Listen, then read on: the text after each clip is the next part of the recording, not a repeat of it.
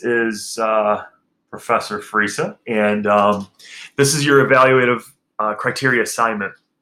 So I didn't have a chance to explain it last night, so I wanted to be able to do this. So in Google Classroom, you'll see this. You'll actually probably see the video down here. If you click on the assignment, what it basically is we're asking you to do is to create an assessment that you're going to evaluate.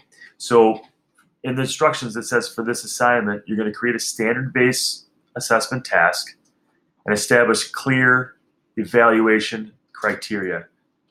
And then that evaluation criteria should be shared in a rubric. So obviously it says see rubric below.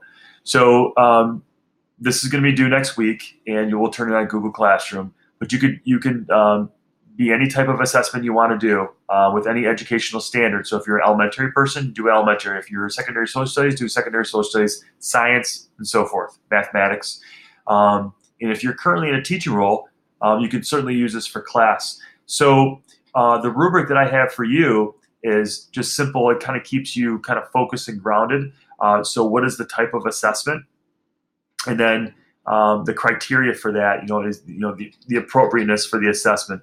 For example, if you're giving a calculus assessment to a bunch of elementary students, obviously that wouldn't be something that was appropriate.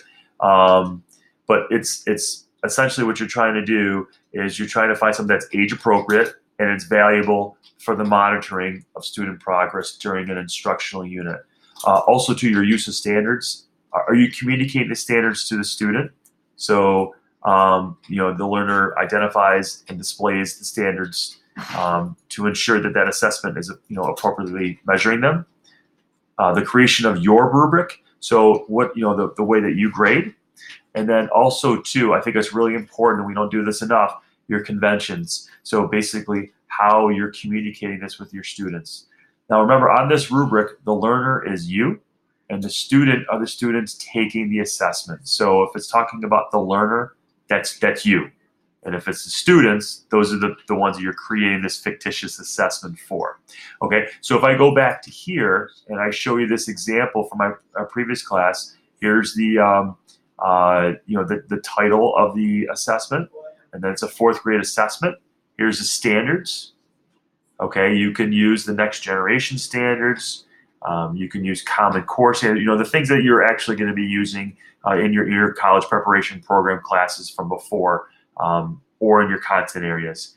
The objectives, prior lessons, what's the type of assessment? In this case, this was a performance assessment.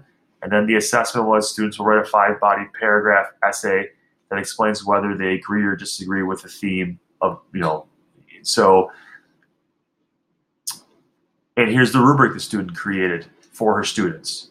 And so it's all right there for you.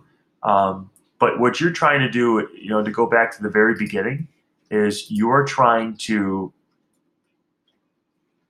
create, I'll highlight this, a standards-based assessment with clear evaluation criteria. So when you are creating this assessment, whatever the assessment is, they know exactly what you're looking for and how you're evaluating them. They know its standards. They know why you're giving it to them, and essentially why this is an important assessment tool in order for you to be successful and be able to monitor. So if you have any other questions, just contact me. And I hope this video was helpful, and have a great night.